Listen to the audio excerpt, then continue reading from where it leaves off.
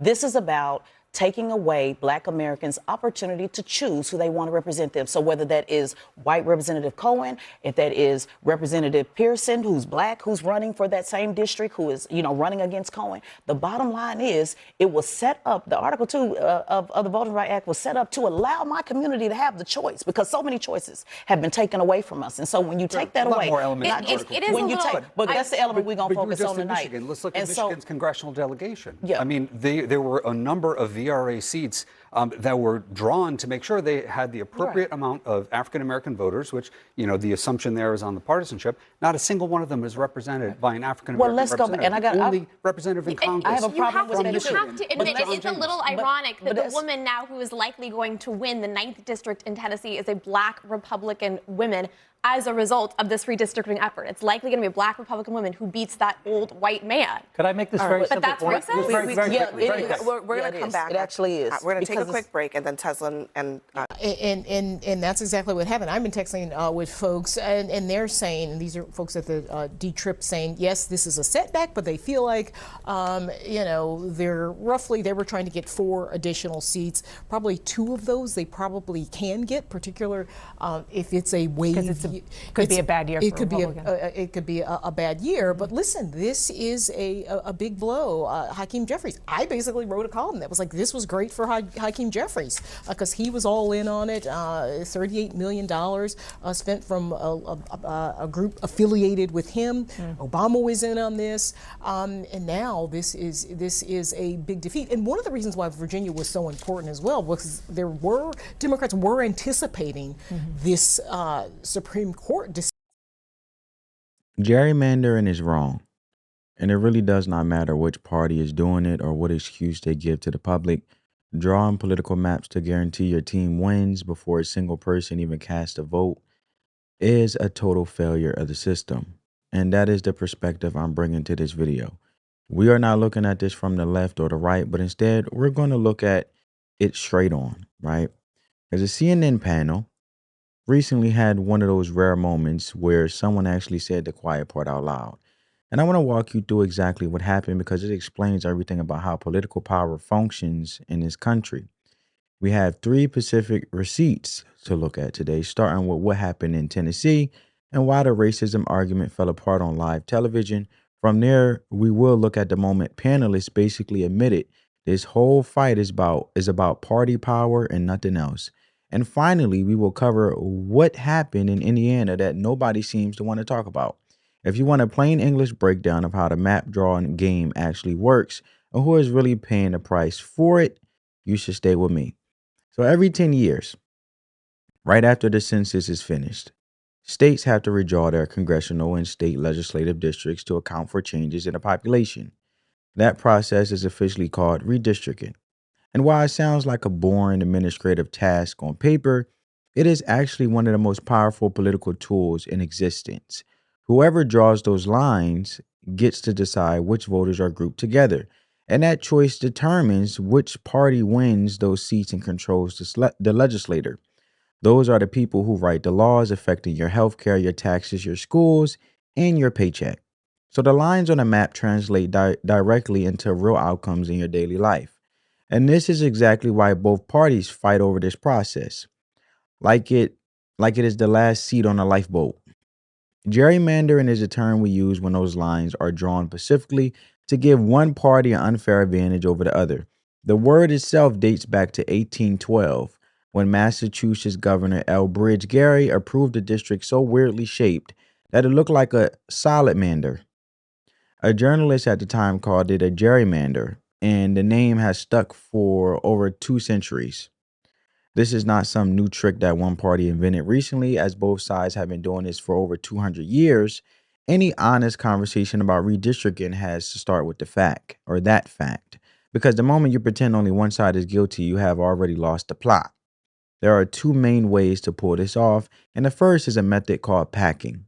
This is where you cram as many opposition voters as possible into a single district so they win that one seat by a huge margin, but waste all their extra votes that could have helped elsewhere. The second method is called cracking, which involves splitting opposition communities across multiple districts so they never have enough votes to win any of them. When these two tactics are used together, a party can win 60 or 70% of the seats in a state where the actual vote split is almost 50-50. That is not real representation, but rather a rigged map dressed up in complicated legal language. What this creates is a system of safe seats, and these are bad for regular voters regardless of which party you support. When a politician has a district drawn so they cannot possibly lose, they stop being accountable to the people they represent. They do not need to listen to your concerns or show real results because their seat is basically guaranteed before election day even arrives. You end up with more extreme candidates on both sides because the primary becomes the only election that matters, and primary voters tend to be the most partisan people in the room. The moderate voter in the middle, which is where most of us actually live, ends up with nobody speaking for them. And if you zoom out and look at how this escalated lately, you can see the cycle in action. Texas redrew its maps to push back hard against Democratic gains. And then Democrats responded with their own maps in California. They pushed even further in Virginia, which is where the Virginia Supreme Court finally stepped in to draw the line. They shot it down, the whole new map, and they basically reverted back to the old map. But that is the backdrop for everything that happened on this CNN panel. And this is exactly where we're going next. All right, so with no further ado, let's get into the clip. Back to our discussion on redistricting wars, Congressman, you were saying. I just wanted to make the basic point that in the presidential election, Trump got 65%, Kamala Harris got 35%. So it's easy to assume that Tennessee is 35% Democratic. Of the current 9 seats, 1 seat is Democratic. Of 35%, it would be 3 seats would be Democratic. Right now it's 1. Under this new redistricting, it'll be 9 Republican, 0 Democratic. That's just not right. And this is happening all over our country, and it's destroying our country. Yeah, I mean, Republicans were just complaining about this very thing in Virginia a couple weeks ago. And so now this is an even more extreme example of how, putting aside race for a second, just if you're a Democrat in the state, you have no shot of having a representative that has your interests in mind in Washington at this point. Which is similar to many places in the Northeast. And I will say, I mean, I think the Tennessee move is in direct retaliation. And I'll say retaliation because Hakeem Jeffries said it was maximum warfare. That's what he said after the Virginia redistricting. He was responding to Trump redistricting Texas. Right. Which was in response to New York. Why don't we just all agree? Why don't we all agree? We're all different viewpoints. Why don't we all agree this is wrong? Gerrymandering is wrong. Safe seats is hurting our country because people do not listen to the people when they're in safe seats. They just pander to their base, and that's killing our country. Let's all agree. Conservative, liberal, moderate, whatever, all of us, whatever you guys are. Let's all agree this is wrong. Agree. It's wrong. And let's also agree that they won't be changing it. And let's also agree it's time for tit for tat. I know you say you don't want tit for tat. I support tit for tat. If the East... What's the problem? We're not going to resolve anything. It's okay. But you got...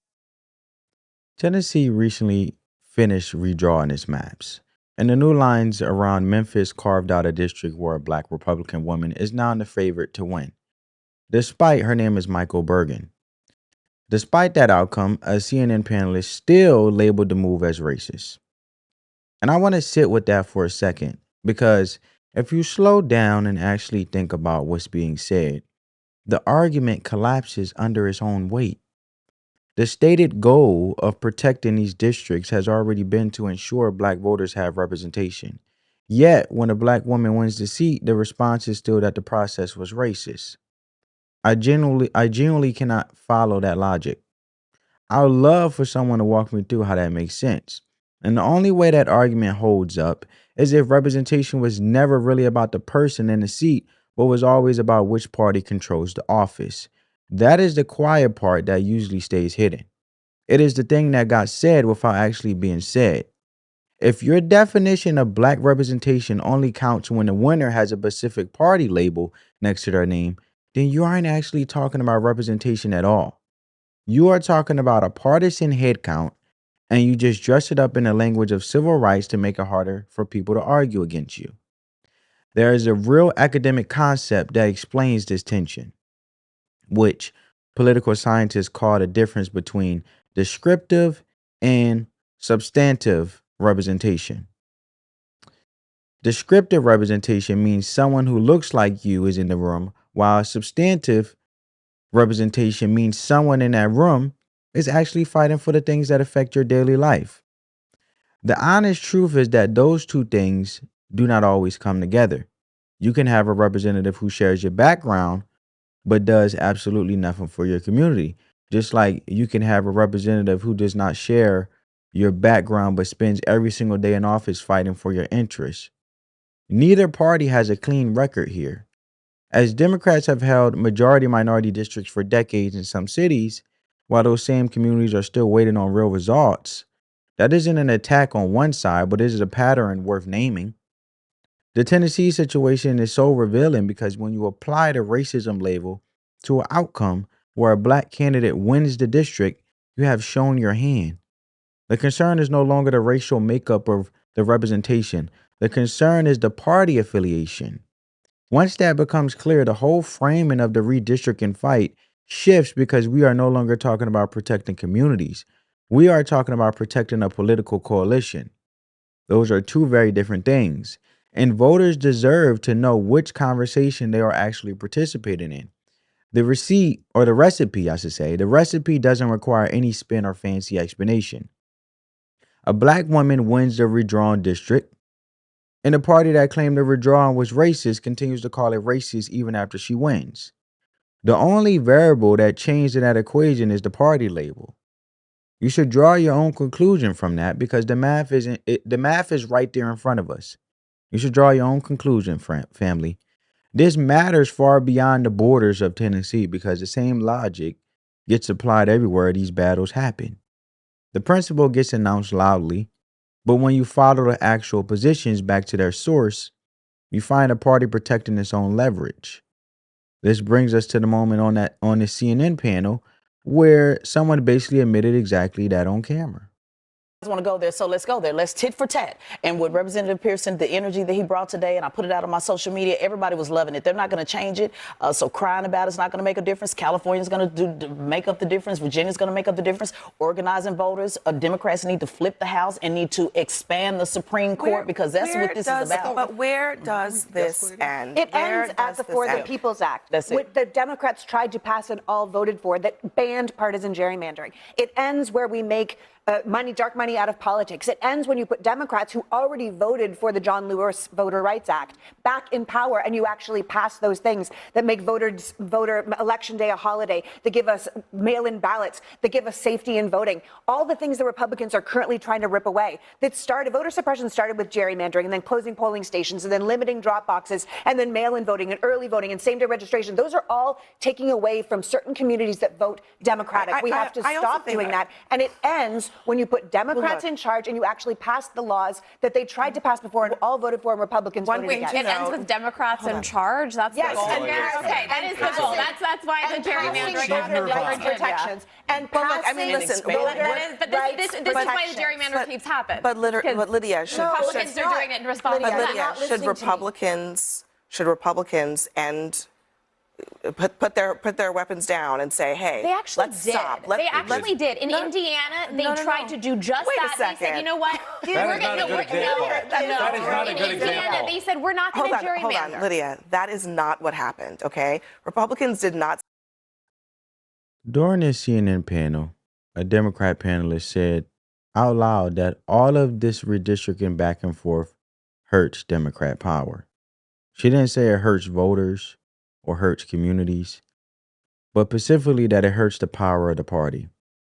I want to be clear that I'm not playing this up as some smoking gun against Democrats specifically, because what that statement actually does is pull back the curtain on how every political party thinks about these tools. It is just rare that someone says it plainly on camera instead of wrapping it in more careful language. That honesty is worth something. Even if the person didn't mean to be so blunt, think about it like a sports game where one team spends the whole match complaining that the referee is biased against them. They are loud about it. They file protests and they give interviews after the game about fairness and integrity. Then the next season, the same team figures out they can work the referee to their advantage, and suddenly the officiating is fine.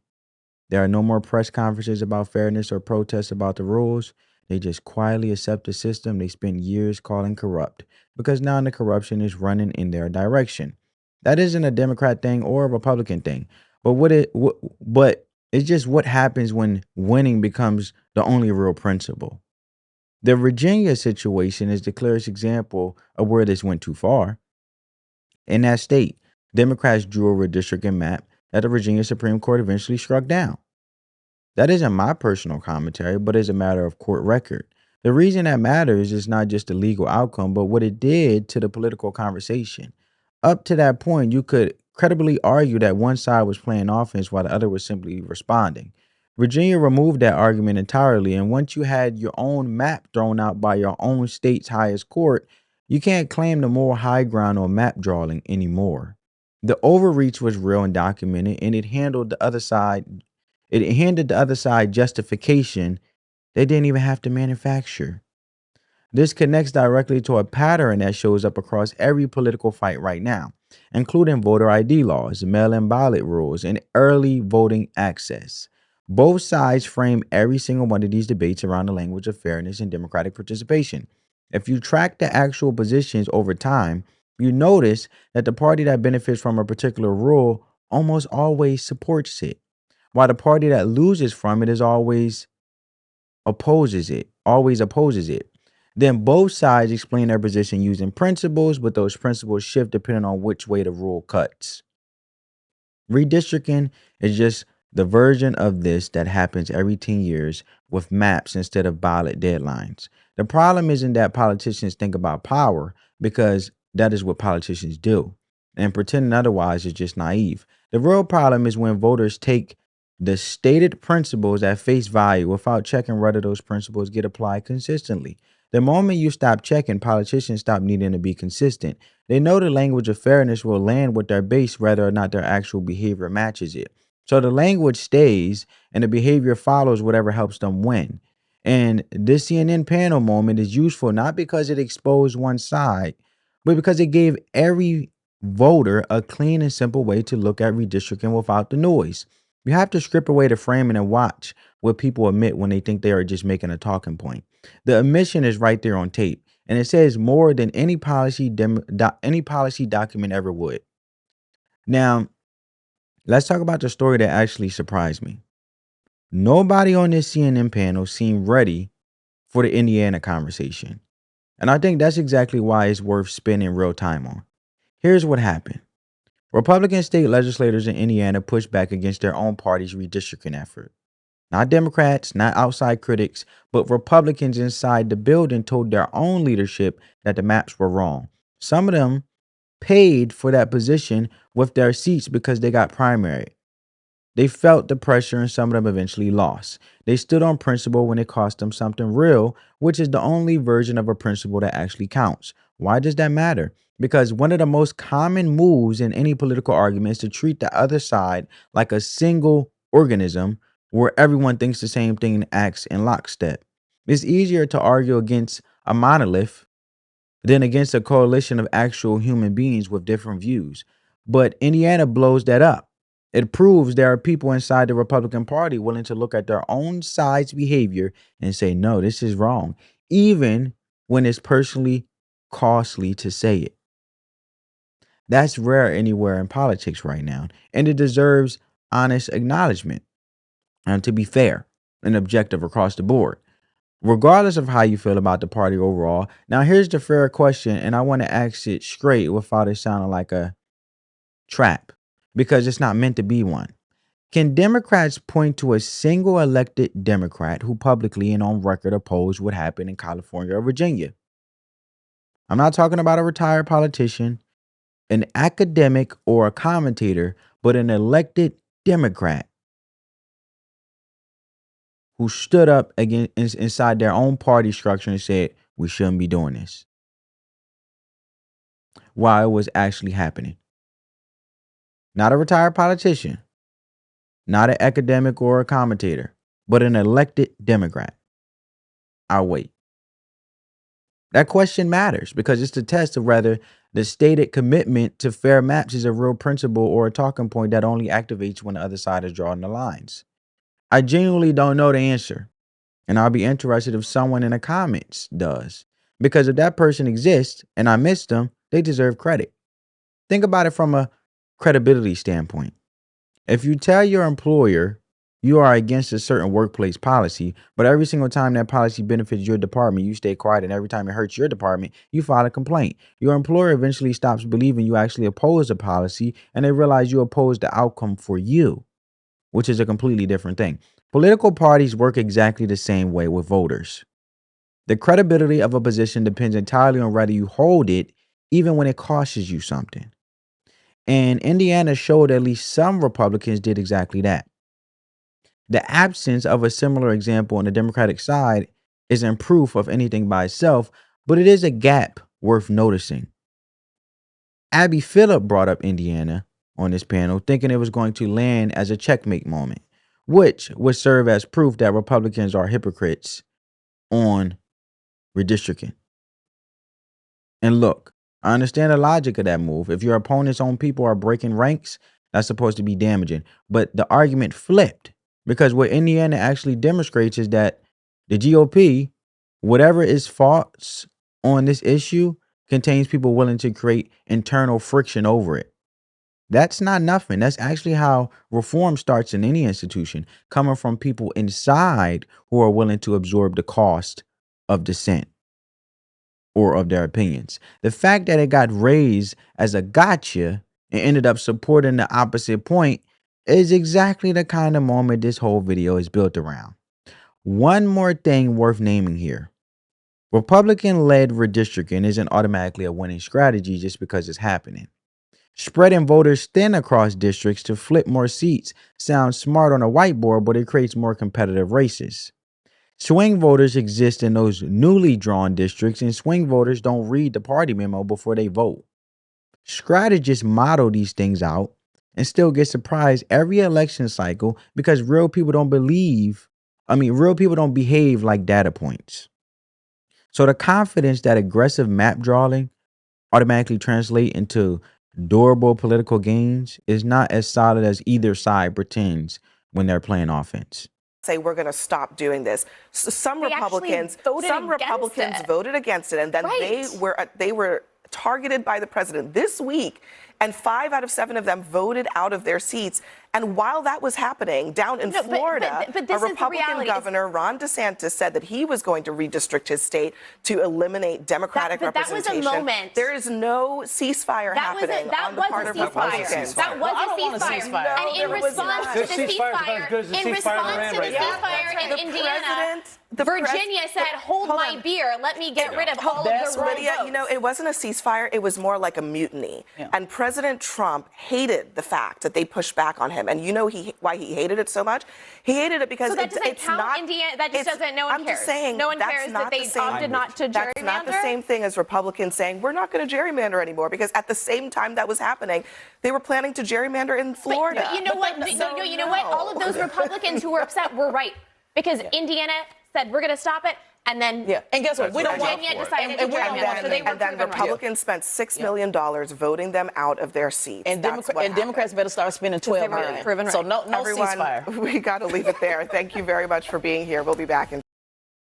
So pull a lot of this back to ground level, because at the end of the day, none of us are in a state legislature drawing maps. We are the people those maps get drawn around. And when both parties treat redistricting as a tactical weapon, we are the ones who absorb the damage. Your vote gets diluted, your district gets carved up in a way that makes your community easier to ignore. Your representative stops being accountable to you because they are accountable to a map, and the map was drawn by people whose main concern was the next election, not your street. Independent redistricting commissions exist as an attempt to take the map drawing out of the hands of politicians entirely. The idea is you bring in a neutral body, set objective criteria like keeping communities together and respecting geographic boundaries, and let them draw the lines without partisan pressure. It's a reasonable concept, and it has worked better than the legislative process in some states, but independent. is a word that does a lot of heavy lifting because those commissioners still get appointed by somebody. And whoever controls the appointment process shapes the outcome. California's independent commission has faced credible criticism for producing maps that still leaned in a particular direction. The mechanism is better than nothing, but it's not a clean fix. A federal ban on partisan gerrymandering gets floated around or floated constantly, and every time it sounds appealing until you ask the obvious follow-up question. Who writes it? A ban written by Democrats and a ban written by Republicans would define partisan gerrymandering differently, enforce it differently, and create different exceptions. The Voting Rights Act has been in federal law since 1965, and courts are still arguing about what it actually requires in redistricting cases 6 decades later. Legislation doesn't automatically produce fairness. It produces a new set of rules that both sides immediately start looking for angles inside. I'm going to say it again. Legislation doesn't automatically produce fairness. It produces a new set of rules that both sides immediately start looking for angles inside. And the honest answer, the one that doesn't make for a clean campaign slogan, is that the solution runs through voters more than legislation. Not voters picking the right party, but voters who understand this game well enough that they stop accepting the other side did it first as a complete defense. Because as long as the excuse lands, neither party has a reason to stop. And then watching that CNN panel felt like catching politicians and pundits accidentally telling the truth on camera while the receipts were still sitting right there on the table. We saw the contradiction in Tennessee, the court records out Virginia, and that Indiana dissent that was supposed to be a gotcha moment by Abby Phillip here on the screen. None of those moments needed extra spin or fancy editing because the footage speaks for itself when you actually take the time to slow things down and follow the logic to its natural conclusion. The reality is that this isn't just a problem for Democrats or a headache for Republicans because both parties run the exact same play the second they get their hands on the pen. Our system keeps churning out these identical results because voters continue to accept the talking points as fact, even when the actual behavior proves the opposite is happening. Politicians are never going to change their ways until enough people stop falling for the act. And that has to happen regardless of which side of the aisle you happen to sit on. I want you to really think about this and let me know your thoughts in the comments. Specifically on whether we need a federal ban on partisan gerrymandering that hits both parties equally with zero exceptions. The alternative is accepting that this tit for tat strategy is just a permanent reality of how the game is played from here on out. So tell me where you actually land on that. Make sure to like the video and subscribe if you haven't already. I'll see you in the next one, and I will see you down in the comments for the real conversation. Spread that peace, love, and positivity. Let the love supersede the hate. I'll catch you in the next one, family. On that note, family, peace.